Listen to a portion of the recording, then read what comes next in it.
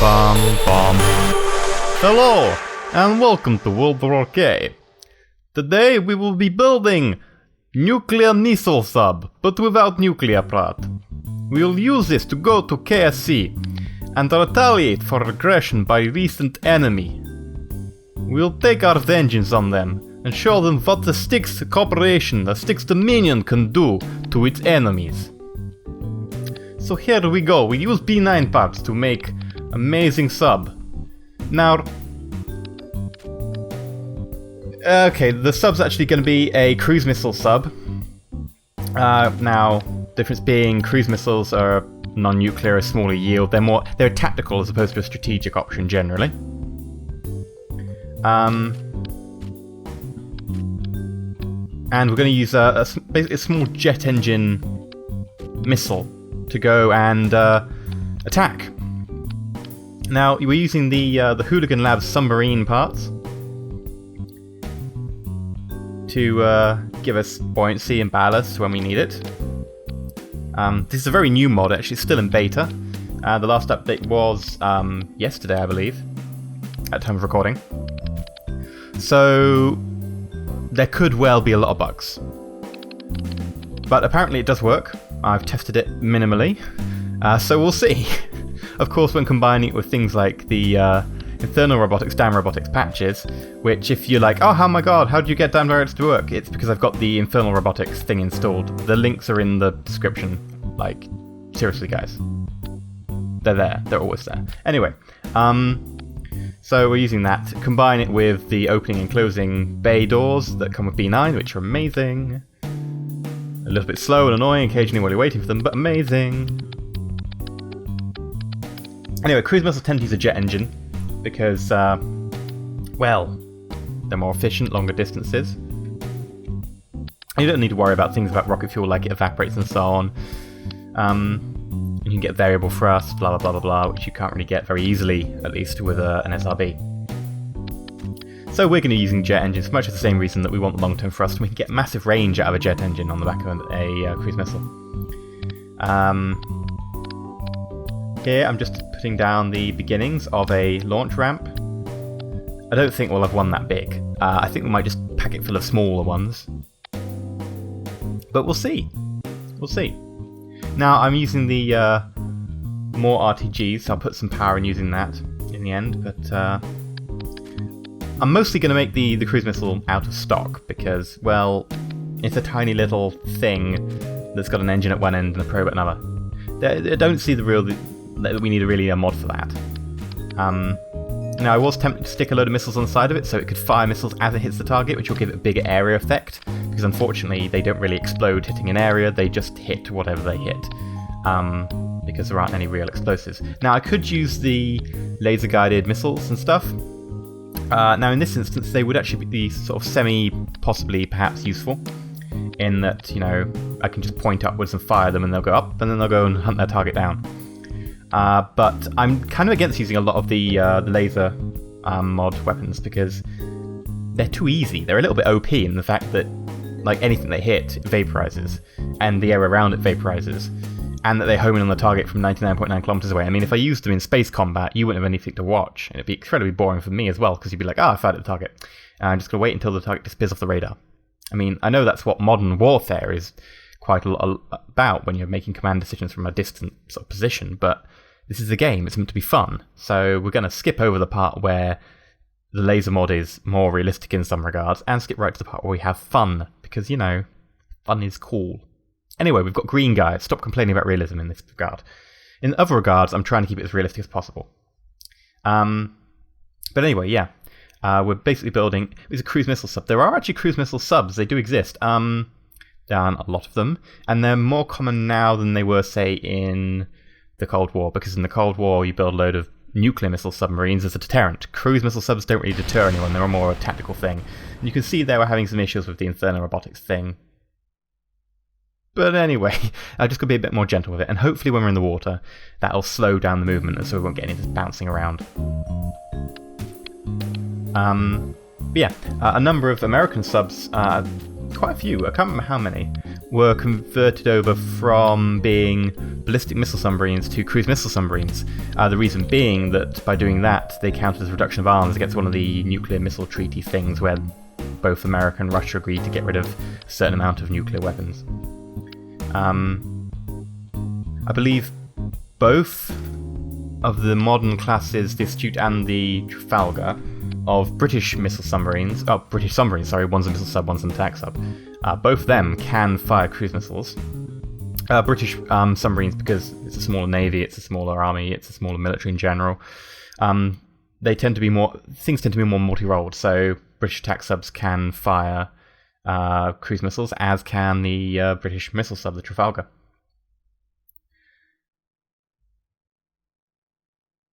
Right, and let's test this out. So I put some small SRB Separatrons on the front, just to give it a bit of push, because I don't know if the jet engine will need a little bit of, need to get a way to get started or not, but... Which is actually semi-realistic. I can't remember which type of cruise missile it is. It might be a Tomahawk. One of them, at least, definitely uses a small SRB to go from being under the surface of the water to airborne. It uses it as it exits the water just to give it that bit of initial thrust. Okay, and it's flying downwards. I think that indicates it's front heavy. Probably, possibly, maybe, perhaps. We are using a jet engine on the submarine because, as we all know, submarines use jet engines. Obviously. Well, actually, we can assume it's a special Kerbal device for some reason, but it's probably a shrouded propeller. Now, shrouded propellers are basically a propeller that's in a tube, and the tube is constrained at both ends, at one end, so basically the water gets pushed and squeezed up the back. Now, this is useful. We use it in both the Astute and the Trafalgar class of British submarines, and I believe in the Seawolf and the Virginia class of American submarines. I can't remember if there's any Russian submarines that use it or not, or any other submarines, but those are four off the top of my head. It's quieter because it's it's surrounded by the shroud. Well, it's a shrouded propeller, obviously. Anyway, so yeah, it's surrounded by that shroud, and that means it's less noise outside of the submarine, less noise to be picked up on sonar. So it's a more stealthy mechanism, and submarines are pretty much all about stealth. So I should probably put the brakes on.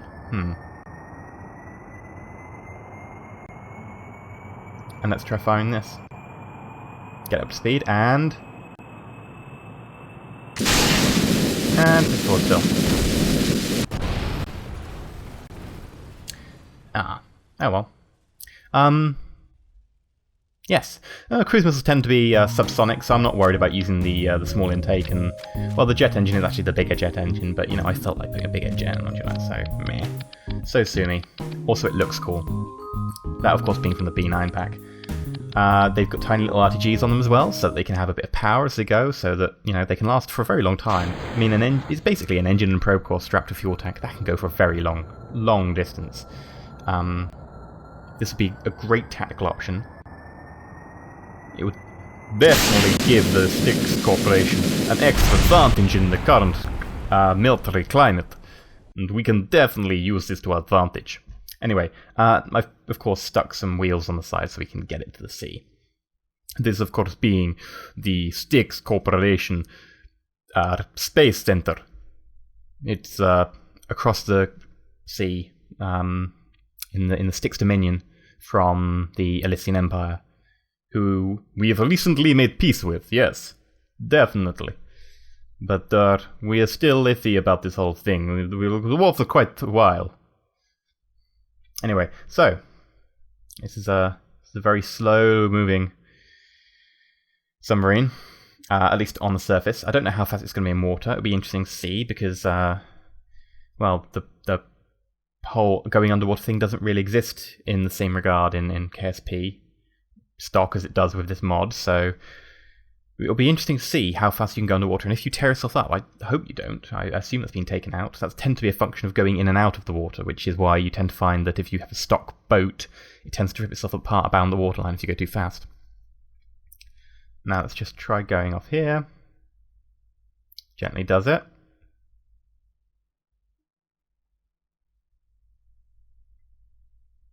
There we go. There we go. Just a long drive to the sea. Just gonna cross this road. Yeah, it's busy. Look both ways. Or we could do that. That makes sense. Because, you know, why not? Anyway, this is sea trial of first prototype of new missile sub. I've had to do away with the cruise missiles. Actually, it's now a ballistic missile sub. A short-range ballistic missile sub. The missiles have a very short range, something like 6-7 kilometers. There's 4 of them, and that's one big missile.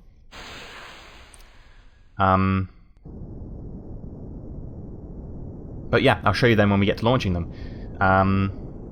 They're basically very small rockets. They're engine, fuel tank, boring. But that's because I figured out the problem with the jet engines was why they were falling forwards.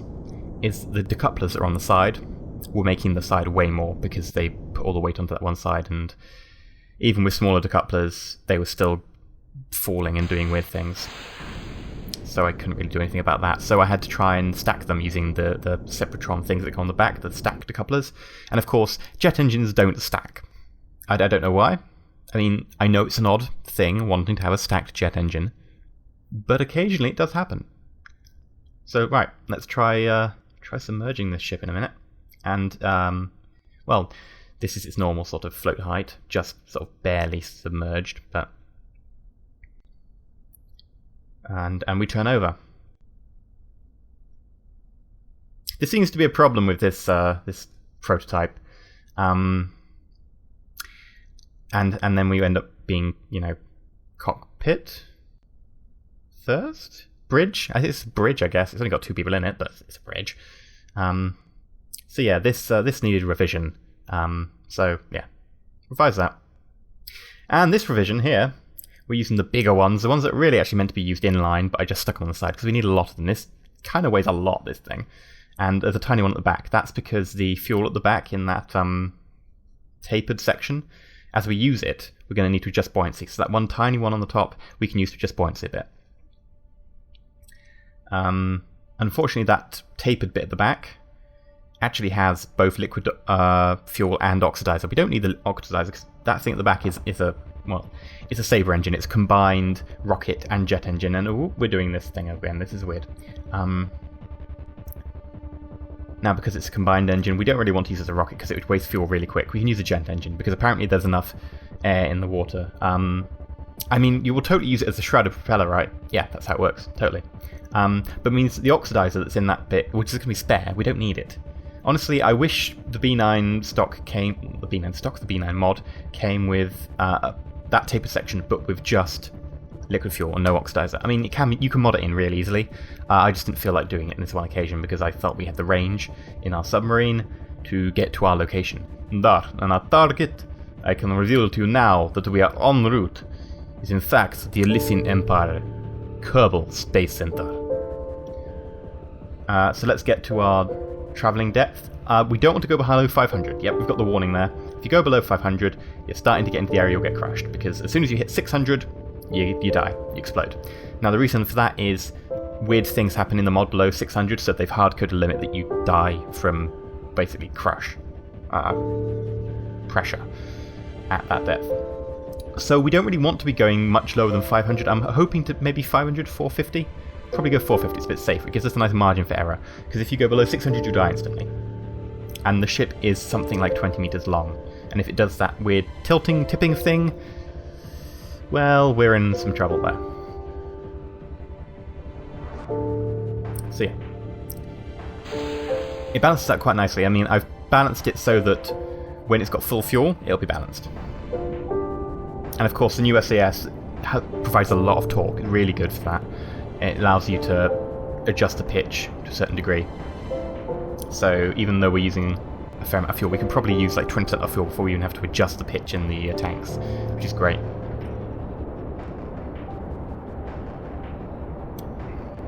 Now, we're already quite close to the target. We are, I think, something like 50 kilometers away. Just checking I haven't got any cheats on or something there. So yeah, I think we're probably going to have to skip ahead in a second. I just want to check that we're okay at travelling. What our top speed is. Our top speed seems to be about 21 meters per second, which is not bad for a submarine. This is, of course, piloted. Not piloted, it's driven. They call them sub-drivers, don't they? So maybe it is driven. It's not sailed. It's definitely not sailed. It doesn't have a sail. Maybe it is. Anyway, it is piloted, driven, or sailed by Munman and Rybki Kurm. They are good Styx citizens, very good lads. They are worked many years in military. They will be important in our first retaliation of full force against our enemy. Anyway, we're at the destination. Now I want to pull up near the shore, and then we'll go to, I don't know, 100 meters depth? Because I think we can fire these missiles underwater, like most ballistic missile subs can. Early ballistic missile subs, of course, had to surface to fire them, but modern day ones don't. And, much like modern day submarines, our ballistic missile sub is highly advanced, and in addition to using some sort of weird rocket engine thing, it's an impeller, totally, or a Shrouded Propeller, or whatever the hell, it can also fire missiles from underwater. Problem is, the limited range of the missile means that if we fire it underwater, we have to get it out first, and that's taking away from the range. At a range of only 6 or 7 kilometers for most of the small ones, having an extra, I don't know, 300 meters to go through of water takes away, what, 5% of the range? Which we could use. We're pushing the limit here. The target is about 5 to 6 kilometers inland. So, yeah, I've got the lights on. Not that they make a massive difference. You have to be really close underwater to be able to see the lights. But I think you can just begin to see the terrain in front of us.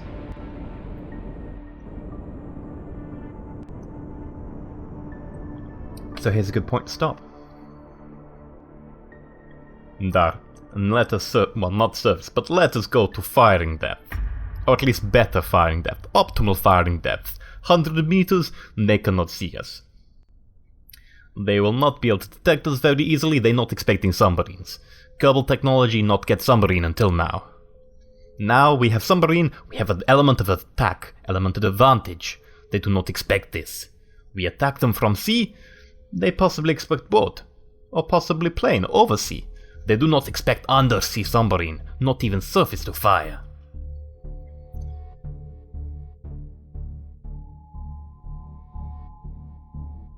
There we go. We have found our target. The Northern Allied Territory tank. If they take KSC off Elysian Empire, they have new staging posts. They have new place to get to space. They have all Elysian Empire plans and technology and information. This cannot be allowed to happen. We must prevent them at all costs. So, we help out Elysian Empire. After we get to firing depth, of course, it's very slow and causing things to tip slightly.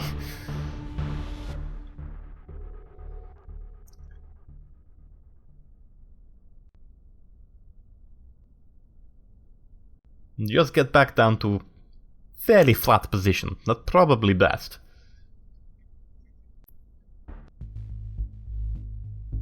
Of course, we signed peace treaty, but it's not set in stone of allies or anything. We not even really talked about that much, other than concerning that Northern Allied Territory attacked both of us recently. And it appeared that Northern Allied Territory been making us attack each other for the last many months. If possible, entire conflict generated under their supervision. Why? I do not know. Why? Intelligence people do not know. They look into it. But at the moment, we do not know.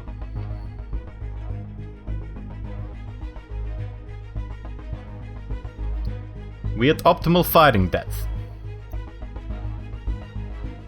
We opening missile doors. Missiles clip through doors. Ignore that happening.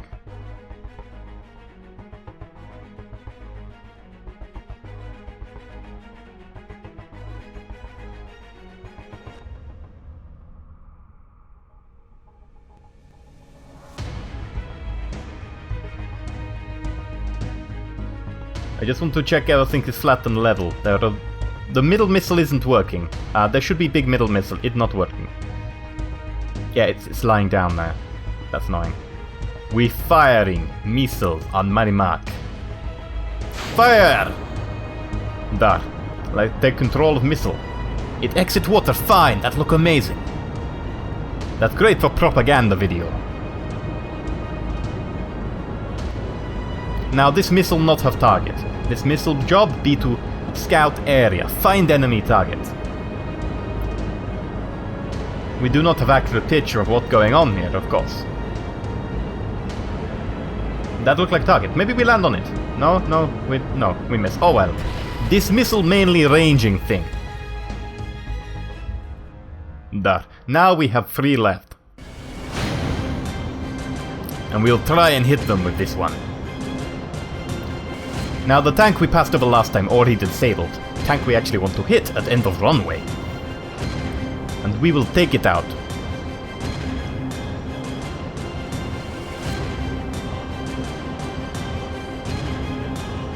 Problem is, no area effect on missile mean we need to hit it. So we need to fly down very specific corridor. It's not very tall, so this might be a very difficult mission. Glad we got spare missiles, yes. Nope, looks like it's... Ooh! I thought we were gonna fly over, last minute course correction. We still miss. Get ready. Fire! It exit water fine. I am liking Submarine. Technology work good.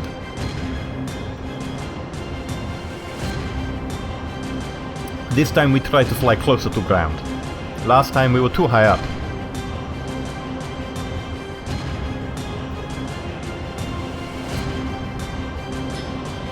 There's also an annoying frame rate problem when you get in load range. There's a slight stutter. You probably don't notice on your end. Ah, just over top. Barely 2 meters. 2, maybe 3. 2, couple of meters difference. So last missile, last chance. We fire! We will take this one. We will win. We have to. Otherwise they take KSC. Elysian Empire failed several times to rebuff tanks. We show them what good ally we are. And then we will fight Northern Allies. And we put the past differences behind us.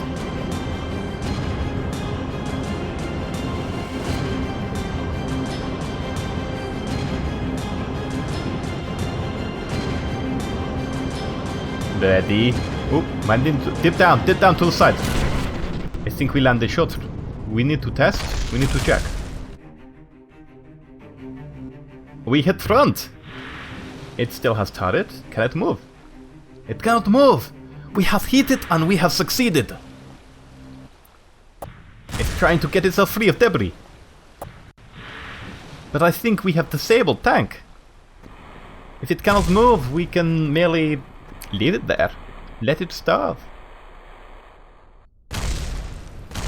Or stationary gun, shoot at it. Drop mortar on head. Tank no problem anymore, we save day. The Styx Empire. Other minions shall cover Kerbal, but we make friends for now. Anyhow, I have been EnterElysium. Possibly. Anyway, like this video if you liked the video. Subscribe if you're not already subscribed to me, but then, of course, you should be subscribed to me. I am awesome. And so is the Styx Dominion, I hear. I hear the Styx are amazing. Anyway. Stay well buffed. Or what is word? Stay shiny. Stay shiny, people.